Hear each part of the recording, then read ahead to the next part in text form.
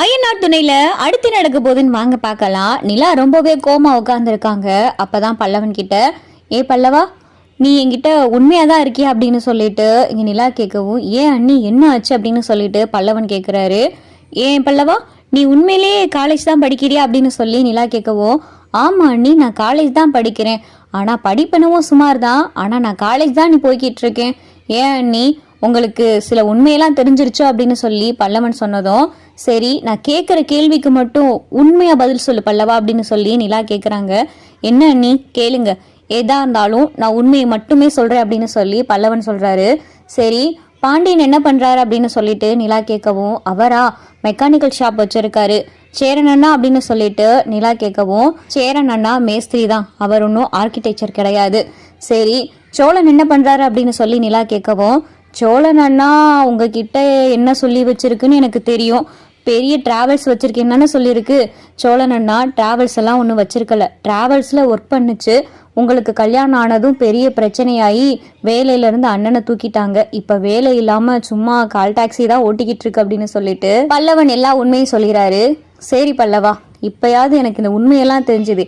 ஏன் பல்லவா, சோழன் இப்படி ஏன் என்கிட்ட இப்படி பொய் சொன்னார் அப்படின்னு சொல்லிட்டு நிலா கேட்கவும், அது எப்படி அண்ணே, உங்ககிட்ட எங்கள் குடும்பத்தை பற்றி ரொம்ப மட்டமாக சொன்னால் உங்களுக்கு எப்படி இருக்கும்? என்ன இவ்வளோ ஒரு கேவலமான குடும்பமாக இருக்கு அப்படின்னு சொல்லி நீங்கள் நினைக்க மாட்டீங்களா?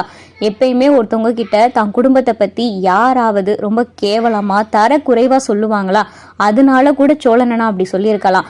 ஆனால் சோழனண்ணா உங்கள் மேலே வச்சிருக்கிற காதல் எல்லாமே உண்மைதான் அப்படின்னு சொல்லிட்டு பல்லவன் சொல்லதும், காதலா, இது என்ன புது கதையா இருக்கு அப்படின்னு சொல்லிட்டு நிலா யோசிக்கிறாங்க.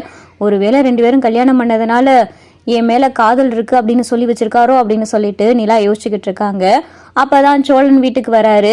இங்கே நிலா முறைச்சு பார்க்கவும், என்னங்க அதான் எல்லா உண்மையும் தெரிஞ்சிருச்சுல, அப்புறையே முறைச்சு பார்த்துக்கிட்டு இருக்கீங்க அப்படின்னு சொல்லிட்டு சோழன் சொல்லவும், இங்கே நிலா கொஞ்சம் அமைதியாவே இருக்காங்க. அப்பதான் நிலாவுக்கு நிலாவுடைய ஃப்ரெண்டு கிட்ட இருந்து ஃபோன் வருது.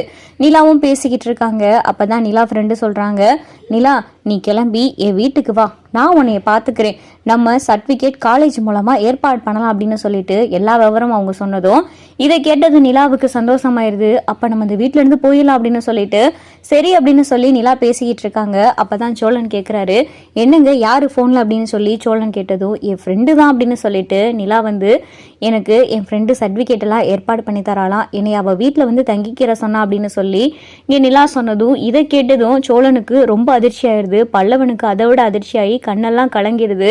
ஏ பல்லவா, என்ன கண்ணெல்லாம் கலங்கிருக்கு அப்படின்னு சொல்லிட்டு நிலா கேட்டதும், அண்ணி அப்ப இந்த வீட்டுல இருந்து போயிருவீங்களா அப்படின்னு சொல்லிட்டு பல்லவன் கேட்கிறாரு.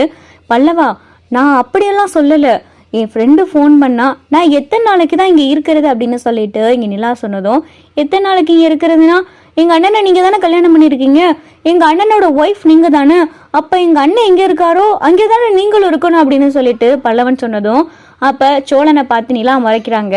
அப்போ இங்கே யாருக்கிட்டையுமே நீங்கள் உண்மையை சொல்லலை அப்படித்தானே அப்படின்னு சொல்லிட்டு நிலா முறைக்கவும், சோழன் திருன்னு பார்க்குறாரு. என்ன சொன்னாங்க உங்கள் ஃப்ரெண்டு அப்படின்னு சொல்லிட்டு நிலா கேட்கவும், என்னுடைய ஃப்ரெண்டு திருவண்ணாமலையில் இருக்கா, என்னை தங்கிக்கிற சொன்னா, நான் காலேஜ் கோல்டு மெடலிஸ்ட் அப்படின்றதுனால சர்டிஃபிகேட் தொலைஞ்சு போயிடுச்சு அப்படின்னு சொல்லி சர்டிஃபிகேட்டுக்கு மறுபடியும் ரீஅப்ளை பண்ணி சர்டிஃபிகேட் எல்லாம் ஏற்பாடு பண்ணலாம் அப்படின்னு சொல்லி என் ஃப்ரெண்டு சொன்னான். சர்டிஃபிகேட் எல்லாம் ஏற்பாடு பண்ணிருச்சுன்னா எப்படியாவது வேலை கிடைச்சிரும், அதைத்தான் என் ஃப்ரெண்டு சொன்னான். அதான் என் வீட்டில் வந்து நீ தங்கிக்க அப்படின்னு சொன்னான். அதான் அதை பற்றி யோசிச்சுக்கிட்டு இருக்கேன் அப்படின்னு சொல்லி நிலா சொல்லையில் சோழனுக்கு ரொம்ப அதிர்ச்சியாக இருக்குது. ஒருவேளை நிலா இங்கேருந்து போயிடுவாளோ அப்படின்னு சொல்லிட்டு சோழனுக்கு ரொம்ப பயமாக இருக்குது.